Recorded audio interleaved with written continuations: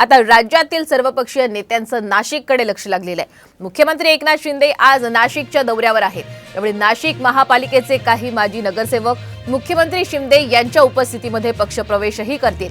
दरम्यान 15 मे रोजी पंतप्रधान मोदी नाशिकमध्ये आहेत। याशिवाय राष्ट्रवादीचे नेते शरद पवार यांच्या नाशिक दिंडोरीमध्ये एकूण 3 सभाही होत आहेत। तसंच केंद्रीय गृहमंत्री अमित शहा यांची सुद्धा सभा होणार आहे। त्यामुळे आता तिसऱ्या टप्प्यातील मतदान झाल्यानंतर सर्वच महत्त्वाच्या नेत्यांनी आता नाशिककडे लक्ष वळवल्याचं पाहायला मिळत आहे। त्यामुळे मिशन नाशिकसाठी महायुती आणि महाविकास आघाडीचे महत्त्वाचे नेते आता सज्ज झालेले आहेत। पंतप्रधान मोदी यांच्या सभा नाशिक मतदारसंघासाठी होत आहेत, तर शरद पवार यांची सुद्धा नाशिक आणि दिंडोरीमध्ये एकूण 3 सभांचं आयोजन सुद्धा केलं जाणार आहे। तसंच केंद्रीय गृहमंत्री अमित शहा यांची सुद्धा सभा नाशिकमध्ये होतीये। त्यामुळे आता सर्व महत्त्वाच्या नेत्यांचं आणि राज्याचं लक्ष नाशिकच्या या लढतीकडे असणार आहे। नाशिकच्या लढतीमध्ये कोण नेमकं बाजी मारतंय हेच पाहणं आता महत्त्वाचं असेल। दरम्यान प्रचारांचा हा धडाका आपण नाशिकमध्ये पुढील काही काळात पाहणार आहोत।